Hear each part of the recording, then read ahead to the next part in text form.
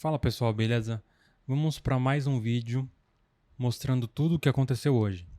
Apesar de ainda ser 1h45, aqui eu já não penso em fazer mais nada. E apesar dele estar lateral, aconteceu muita coisa hoje. E vamos lá começando a explicação. No gráfico semanal, eu tinha marcado desse fundo até esse topo e marquei aqui a região de 61,8%. Aqui no gráfico de 1 minuto, a gente consegue ver duas tentativas de rompimento desse 61 que não deram certo. Porém, uma coisa que eu queria explicar para vocês antes é o seguinte: o mercado ele se move baseado em liquidez. Se não tem liquidez, o mercado fica de lado. Então, por exemplo, aqui, se a gente vê nesse meio do mercado, a gente consegue ver muitos pontos de liquidez. Topo, fundo, topo, fundo. Cada rompimento desse aqui tem muitos lotes de compra e de venda. No meio do mercado tem muitas pessoas querendo comprar e vender. Nessas médias tem a disputa, enfim. Nesse meio do mercado, a gente consegue ter esses movimentos longos. A gente consegue comprar numa extremidade, vender em outra extremidade, comprar de novo, vender lá em cima. Porém, quando o mercado ele dá esse gap gigante, esse movimento, na verdade, de alta, sem fazer retrações para capturar a liquidez, aí faz uma perna de impulsão, retrai de novo, faz outra perna de impulsão, retrai de novo. Isso aqui, o mercado sobe com muita liquidez. Quando ele sobe reto, primeiro, o vendedor não quer comprar com esse preço todo esticado e o comprador não quer ficar comprando topo esticado. Então, por exemplo, a média de preço está aqui embaixo. Tudo que estiver acima da média de preço vai ser caro. Então, para comprar muito longe, fica cada vez mais complicado. Então, o que o mercado faz? O mercado começa a andar de lado. Quanto mais tempo passa, ou seja, quanto mais tempo passa, mais as médias vão chegando próximo e volta o preço a ficar um valor justo para dar continuidade no preço ou até mesmo fazer uma reversão. Então, aqui, por exemplo, onde tem liquidez de todo esse movimento, um ponto forte de liquidez para os compradores comprar é no rompimento desse topo, que era uma resistência, que vira suporte. Então fica muito complicado operar nesse meio do mercado. Então é sempre comum, depois de longos movimentos de alta, o mercado ele começa a lateralizar. Isso serve para alta quanto para baixo. E aí o que o mercado faz? Ele rompe topo para induzir as pessoas a comprarem e pegar a liquidez do topo. Depois ele rompe fundo para ter mais liquidez, estopar a galera que comprou e colocar outra galera na venda. E ele fica fazendo isso, rompe topo, volta, rompe fundo, volta. Depois ele chega aqui no topo de novo, não dá continuidade. E aí o mercado entra nessa fase de acumulação. Então aqui, por exemplo, teve um gatilho de venda. Como eu sabia que a liquidez era baixa e que poderia ter essa manipulação, após romper esse fundo aqui, a gente já tem que proteger a operação no 0 a 0. E aqui, eu sairia no 0 a 0 também. Só que o certo seria esperar a abertura das ações, que aqui é no movimento que tinha mais liquidez. E o que o mercado fez nessa abertura?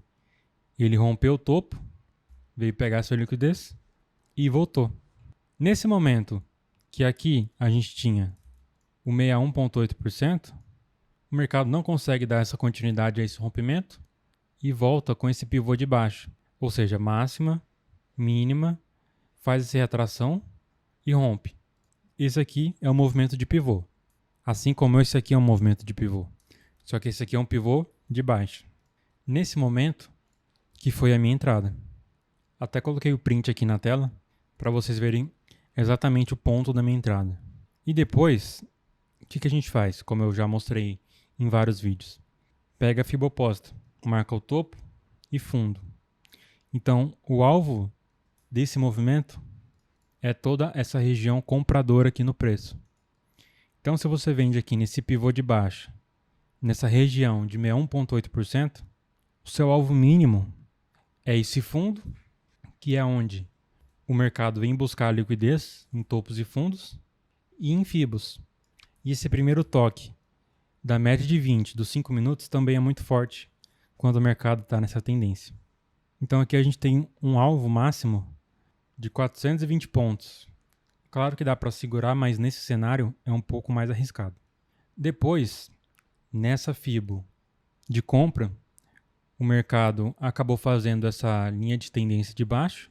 Aqui também tinha uma compra, né? Pivô de alta após a FIBO de compra. Porém, como o mercado estava voltando um pouco mais forte, eu decidi não entrar nesse primeiro momento. Essa volta era mais forte. Essa segunda volta aqui, o mercado veio com um pouco mais de fraqueza no movimento, o volume veio abaixando. Quando o mercado veio pegar essa liquidez, como eu falei para vocês, que é de rompimento de topo e fundo, mais conhecido também como falso rompimento, veio pegar os lotes das pessoas que estavam colocando stop aqui embaixo, né? Por exemplo, se você compra aqui, onde você vai colocar o stop? Aqui embaixo. E aí o mercado demonstra a fraqueza na venda e ainda assim as pessoas vão lá e vendem aqui no fundo. Mas aqui era um ponto de liquidez, então o mercado capturou essa liquidez aqui. Olha como o volume aumenta saindo dessa região compradora. Olha o volume aumentando aqui embaixo. Então o interesse de compra era nítido. Rompeu a linha de tendência com força, rompeu a VWAP, fez pullback na VWAP e armou esse pivô de alta. Então aqui é a nossa segunda compra. O mercado chegou a andar 300 pontos, que é onde eu costumo sair. Mas para mim, o ideal seria se ele pegasse essa liquidez aqui do fundo. Mas chegando próximo a essa região de topo, a gente já procura defender o nosso trade. E aí a gente teria saído com um pouquinho menos que o comum. E aí nisso, colocando aqui o nosso layout de liquidez, a gente consegue ver esse pico no volume profile que mostra onde estão as ordens negociadas no dia, que é exatamente nessa faixa de preço aqui do meio. Então o mercado sempre volta a visitar esse meio aqui para pegar liquidez e ficar nesse enrosco. Acho difícil o movimento mais forte acontecer hoje. Já não tem mais nada para sair aqui no calendário econômico, então o meu dia já foi encerrado faz muito tempo. E depois que o mercado faz essa movimentação de alta, como ele fez ontem, já era esperado essa lateralização para o dia de hoje. Bom, então é isso. Espero que vocês tenham entendido o racional das operações de hoje. Não se esqueçam de deixar o seu like. Se você conseguiu aprender alguma coisa com esse vídeo, compartilha com quem precisa. Valeu e até mais. E se você quiser ter acesso a todas as aulas do meu operacional, ao meu e-book Arte Fibonacci, com todos esses conteúdos, acesso a 1 ano no meu grupo do Telegram e a minha mentoria individual, todos os links estão aqui na descrição.